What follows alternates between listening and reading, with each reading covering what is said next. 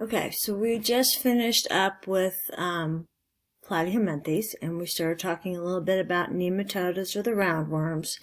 There are several ways that they have advanced over the flatworms. Number one, it has a complete digestive tract, so it has a mouth as well as an anus. It is not as advanced as earthworms because the body is not segmented like what we see with earthworms. So they're unsegmented roundworms. There are about 16,000 species. Actual number of species could be as high as 500,000.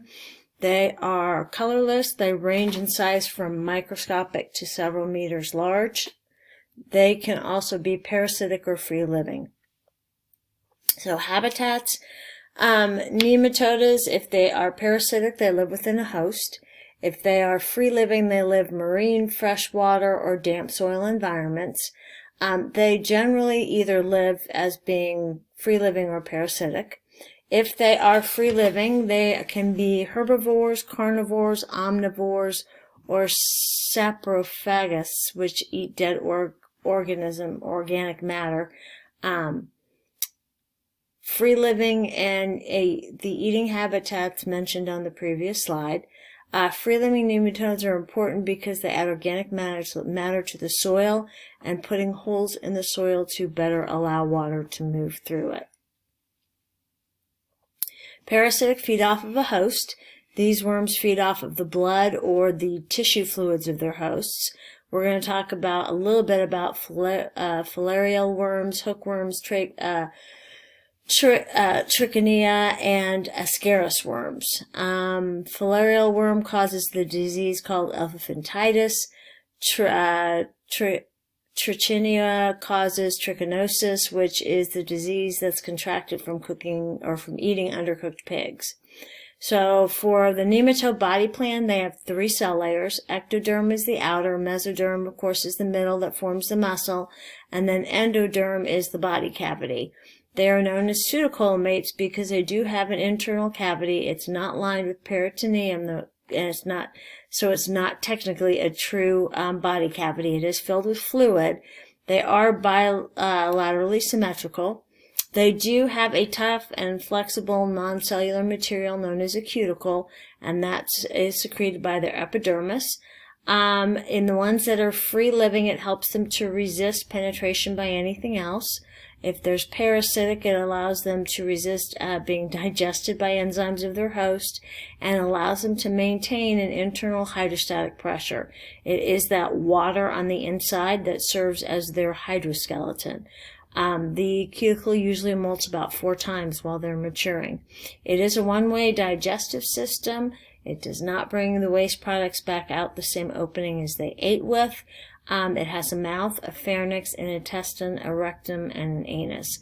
And food is pushed through the system by hydrostatic pressure. They do have, the body wall has only longitudinal muscles. So muscles run from the anterior to the posterior part of the worm. The muscles are used for movement, and when they contract, they cause it to have thrashing movements from head to tail. They lack circular muscles, so we cannot see them crawl like we do like a leech on dry surfaces. Aquatic species have ventral glands in the back of the pharynx. It allows them to absorb water and to empty waste through there. Parasitic nematoda have a more advanced excretory system. They have a tubular system that has a rennet system that develops from the rennet system of free-living worms. Basically, they're canals, and those canals excrete to the outside, and that pore is located near the head. This just shows the digestive system. You've got the mouth, you've got the intestine, you've got the exiting to the anus. Most for reproduction, most are dioecious or have separate sexes, and they have sexual reproduction. So,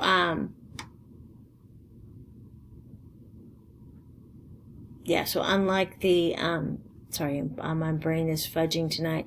Unlike the Platyhelminthes, they are generally not hermaphrodites. They produce sexually, and the males are slightly smaller than the females. Female reproductive system consists of a pair of ovaries, and they have a seminal receptacle. Each oviduct becomes a tubular uterus.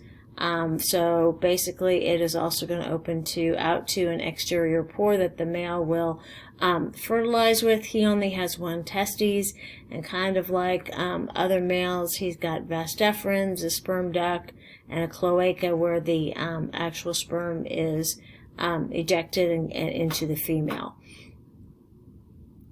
And that kind of shows the reproductive system. Some basic ones, and you're going to look up some more information for the worksheet that you are doing. Pinworms, it is the most common type of roundworm in the U.S. The adults reside in the large intestine, and they enter humans by being eaten. Hookworms are found usually in the southern U.S. They live, again, in the small, well, unlike the other one, it lives in the small intestine of humans. It enters the host through the skin, usually between your toes.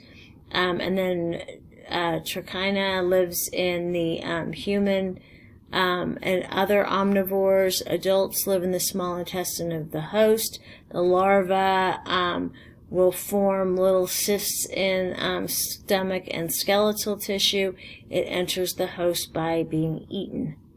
Nematodes have two nerve cords. One runs, a ventral one that runs along the belly, and a dorsal one that runs along the back. They have a central nervous system and a circular brain. It allows them to detect and react to the environment. And aquatic nematodes have a pair of ocelli, just like what you saw with the planaria, as a simple set of eye spots. So you are going to go through some examples of these. You will have to kind of research to see how these organisms are passed from one to another.